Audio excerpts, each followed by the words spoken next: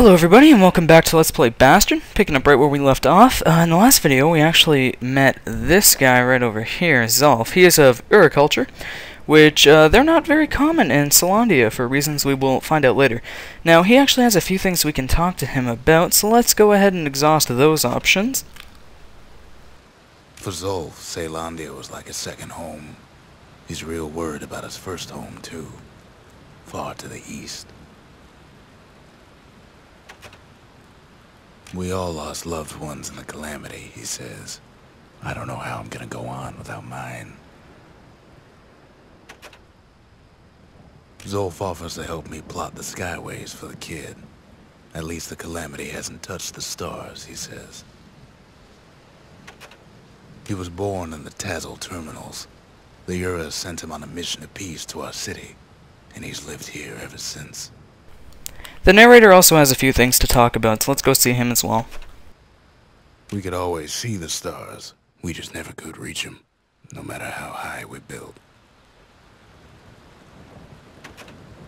Folks voyaged across the boundless sea to found Celandia. It was good living here for a while.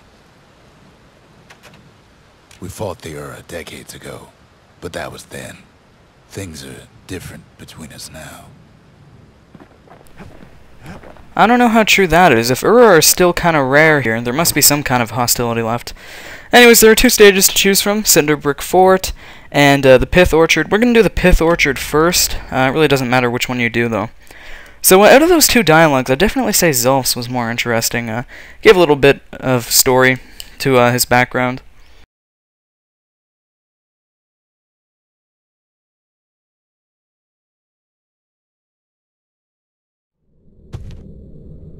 The less said about the gods, the better.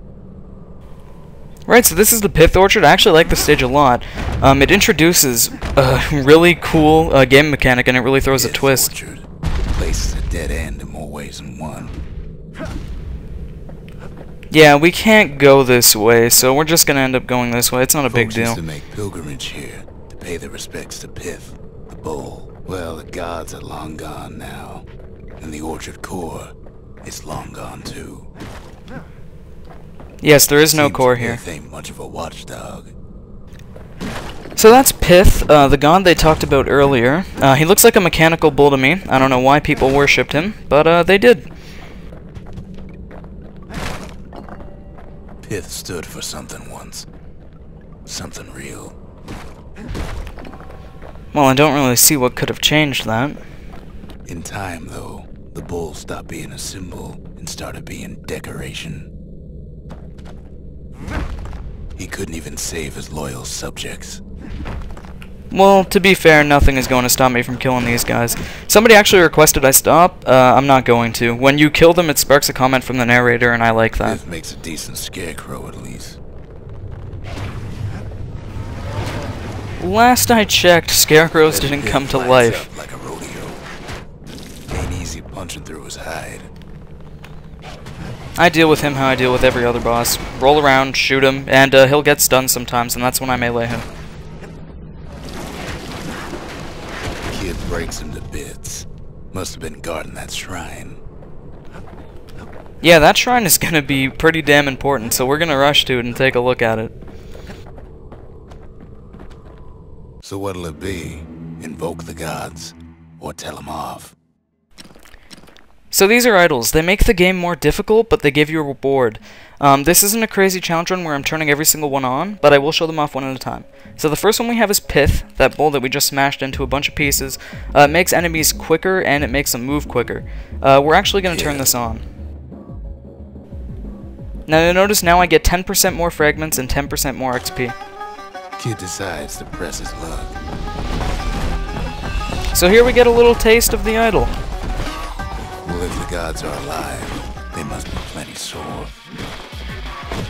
However, if you have trip mines, this is incredibly easy. It really doesn't feel different at all. But don't get too cocky and just leave this on because it doesn't feel too different right now. You will get to a point where you do notice the difference. Kid ain't never seen windbags that quick. Maybe old Pith put a scare in him. Yeah, he did, but like I said, really doesn't change anything. We'll just enjoy our fragments and XP for now. I feel like we're almost restoring Pith's greatness, bringing him up to what he used to be, an actual god. He's making a difference, you know, and not just being a decoration. Be careful with this bull. As you can see when you stand in front of it, you take a lot of damage. Kid passes Pith's trial, and he's richer for it. We're not going to leave just yet, though. Break through here and come over here and pick up this plush. The gods don't care about trinkets, but the kid ain't no god. I don't know, we're almost like a god. We come here, kill whatever we please, and then we go back home and pretty much create the home as we go along. Well, we found no core, but we did find something. Kid ain't found a core, but at least he found Zolf's precious shrine. Yeah, that plush we picked up, it actually does something pretty cool. You'll see it here in a sec.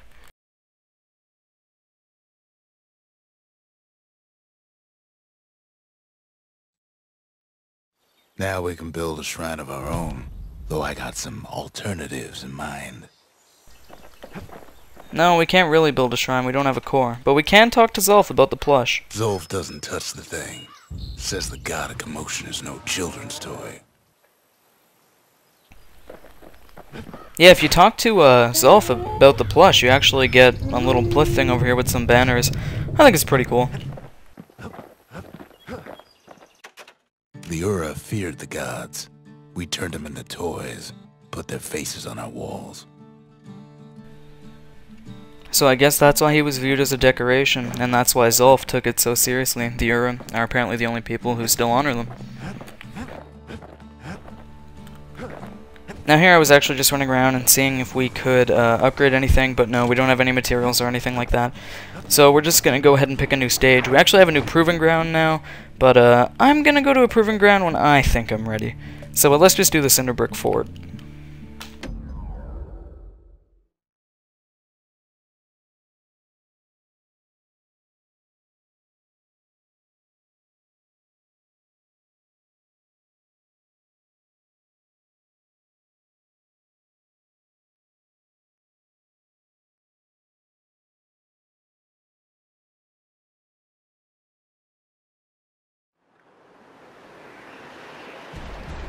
There's only one way in the Cinder Brick Fort. The hard way. Sure, the city marshals may be gone, but now the fort's crawling with windbags. Yeah, this stage is kind of crowded with enemies. They really try to pass it off as being like really hardcore and hard. I don't think it's that hard, and we get something really useful on this stage too. So The calamity was mercy. Normal folks. yeah, I guess, but not so much for these monsters. The windbags ain't so lucky. Something I will say about the stage is that I feel like it's kind of a throwback to the Wharf District. It just feels really similar to that for me, and different to the stages we've been doing lately. They've been left to freeze, or starve, or face the kid. All of which result in their demise. Also, I should mention that after the last stage, Pith automatically disables itself until we build a shrine, so the Pith idol is not on right now.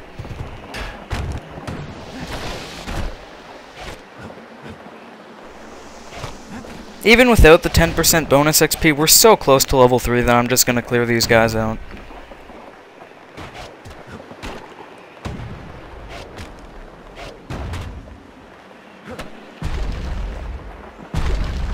Well, windbags young and old keep fighting for the fort. Yeah, probably defending that baby right there. That is going to challenge the bow for a spot in our loadout. At least the marshals left the kid a parting gift. Something the windbags just can't handle. Something that'll punch clean through their greasy hides. Now this is the musket, and it's really good for a few things. One, against enemies like squirts who don't have a lot of HP, because the blast radius can take out so many with one shot. Windbags ain't much different from normal folks. All they want's a warm place to stay and a decent meal. A lot of them wound up here in this very fort. The musket is also good for kiting things around, as it pushes stuff back when you shoot them. As you can see there, we just completed a challenge for the memorial. We'll find out what it was when we go redeem it for our fragments. We also just hit level 3. The business underground like in the old days. Unfortunately, the sliders we have to choose from aren't very good. We'll check them out when we get back to the Bastion. We have an arsenal here if we want to change weapons. I'm content with the hammer and musket for now. I might bring the bow back eventually, though. Now, this is a new turret. Its bullets seek on you, and there's a hole there for some reason, which I didn't see. So just counter it, and it dies right away. Cinder Brick gave him enough heat and metal to munch on for a while. Well, the fort ain't theirs by right. Can't blame them for wanting it, though. Just like the Wharf District, grabbing the core triggers something. We're gonna need to plow through a bunch of enemies to leave here, but as you can see, the musket is really effective. Like, look at all the stuff I can hit with just one shot. So many of those sorry things hold up inside that old fort. Well, we'll be coming to see them soon.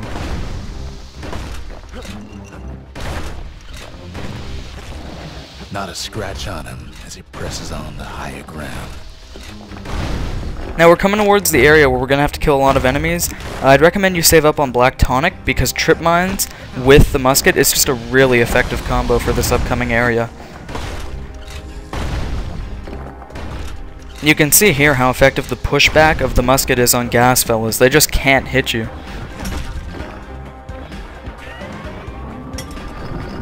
There's going to be a lot of turrets here. I recommend you just plow through it. Kill these boxes if you can before the enemy actually spawns to get free XP, but other than that, just roll through.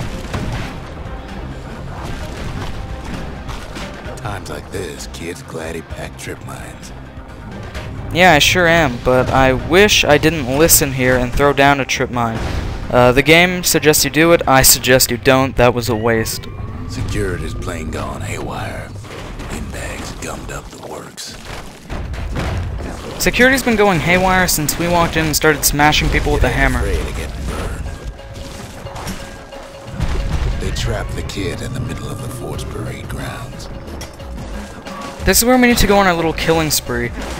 Just smash the turrets that appear first, but once the scumbags and gas fellows start coming out, that's when you want to use your musket and your trip mines, although I don't have much Black Tonic. Then they bring out Glutus and Glandon and all their scumbag uncles. Yeah, just a happy, horrible monster family that's trying to kill me. They got something to gain, but only their sorry hides to lose. Kid takes down Glutus. Maybe it was Glandon. Now as you can see, I'm out of Black Tonic, and the musket doesn't work too well on scumbags, so I am just going to Rambo it. They're pretty generous with the healing tonics anyways. Just make sure you break any stray-by debris or kill the turrets if you're hoping for a healing tonic drop. The other big fella soon joins his brother, wherever they are now. Once those guys are down, it's really just squirts and turrets, and for squirts just use the musket, turrets run up and hit them, and now things actually start dropping healing tonics, which makes this even easier. The windbags finally get the message. The Skyway's a welcome sight after all that. Don't leave as soon as you can. A bunch of fragments are going to start falling. You definitely want to pick these up. Kid used to dream of getting a marshal's badge, but not like this. And now ain't nothing left for nobody down at Cinder Brick Fort.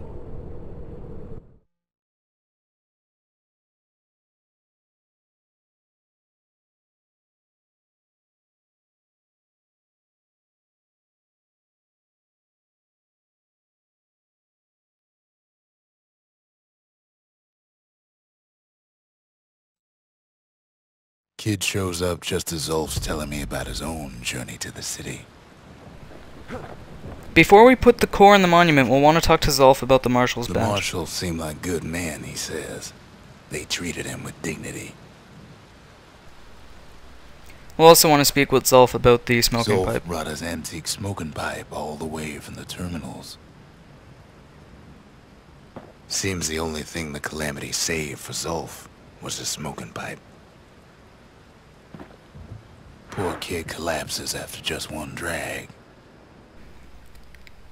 Now, using the smoking pipe brings you to this almost horde mode area. I am going to show it off. Now we're just going to get a quick glimpse of it. I'm not going to do it all right now because this video has been dragging on. But I will show you what it looks like. The past. Only good thing ever come out of the past is history. Alright, so now we're in Who Knows Where, and the soundtrack here is actually really awesome. It's probably my favorite song in the game. So, like I said, it's just pretty much a horde mode. We're gonna have waves of reflections come at us.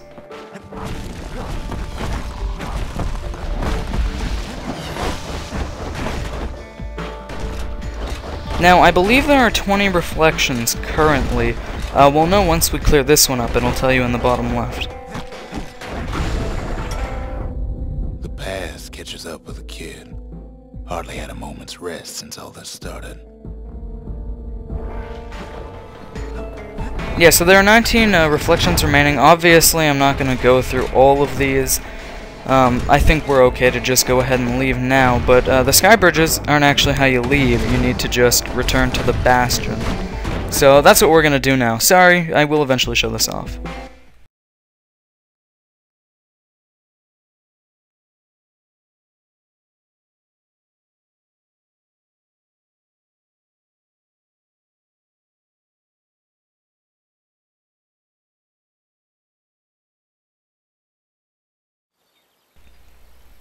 Okay, now before we finally get to use our core, we're going to want to talk to Rux first about the Marshal's badge. Even since the Ura surrendered to us, the marshals kept a wary eye on him. I guess that's why Ura aren't very common, but it seems that the Marshals treated them with respect, according to Zolf. Zolf's travels ain't much compared to what the kids had to go through for all this. Alright, so we have two things to choose from. The Lost and Found again, or the Shrine. I promise we'll get to the Lost and Found eventually, but right now I want a Shrine. Behold, the Pantheon. So we have a new idol, a Kobe, which makes foes have a vengeance in the thrones of defeat. As you can see, Pith has been turned off, which I believe I already mentioned. So I said I was going to show them all off one by one, so we're going to turn on a Kobe.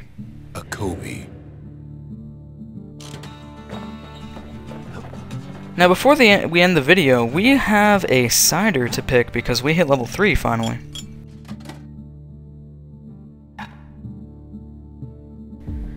So, these say that they're new, but they actually aren't. I believe every single one of these is old. Now looking through them, I'm pretty sure you can see that they're all pretty bad. I mean, Cinderbrick Stout I said was useful, I think, a few videos ago, but I don't actually defend often enough to use it. And all these have like weird conditions, like only active when below 30 health, or at least most of them do. Dreadrum I actually think is the best of the worst. I like its effect, and we're at full health quite a bit, so I think that's going to be the one that I decide to go with. It seems the most useful to me.